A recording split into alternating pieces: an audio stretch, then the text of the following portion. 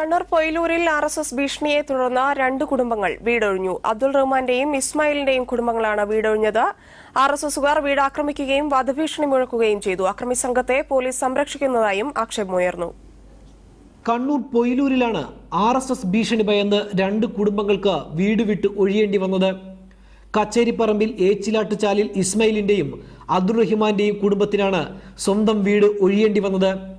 നിരവധി ക്രിമിനൽ കേസുകളിൽ പ്രതിയായ RSSുകാർ വീട് ആക്രമിക്കുകയും ആയുധം കാട്ടി ഭീഷണിപ്പെടുത്തുകയുമായിരുന്നു.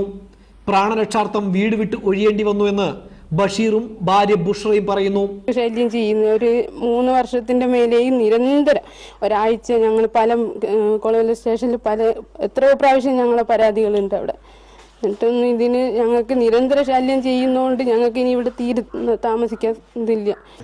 നമുക്ക് ഇവിടെ നിൽക്കാൻ പറ്റില്ലല്ലോ. ഒരുപാട് കുടുംബം ഒരുപാട് കഷ്ടപ്പെട്ടിട്ട് ഭീഷണിയെ തുടർന്ന് രണ്ട് വീടുകളിലെയും 10 അംഗ കുടുംബം വാടക വീട്ടിലേക്കും ബന്ധു വീട്ടിലേക്കും താമസം മാറ്റേണ്ടി വന്നു.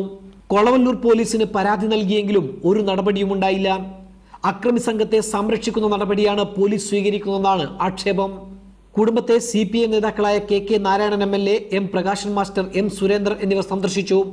RSSന്റെ അക്രമത്തിനെതിരെ ജനങ്ങൾ ഒന്നടങ്കം രംഗത്ത് വരണമെന്നും പോലീസ് ശക്തമായ നടപടി സ്വീകരിക്കണമെന്നും നേതാക്കൾ പറഞ്ഞു. ഇത് ചെറുത്ത് പരാജയപ്പെടുത്താൻ ഈ നാട്ടിലെ ജനാധിപത്യവാദികളായ അതിൽ കക്ഷി രാഷ്ട്രീയ മതം മറന്ന് എല്ലാവരും ഒന്നിച്ചു നിൽക്കണം എന്നാണ് അഭ്യർത്ഥിക്കാനുള്ളത്. ഈ കേസ് RSSകാർക്കെതിരായിട്ട് കേസ് ഒതുക്കി തീർക്കുന്നതിന് വേണ്ടിയുള്ള നിലപാടാണ് സ്വീകരിച്ചത് എന്നുള്ളത് ലജ്ജാകരമാണ്. Ranish Thiruvallur, news bureau, Kannur.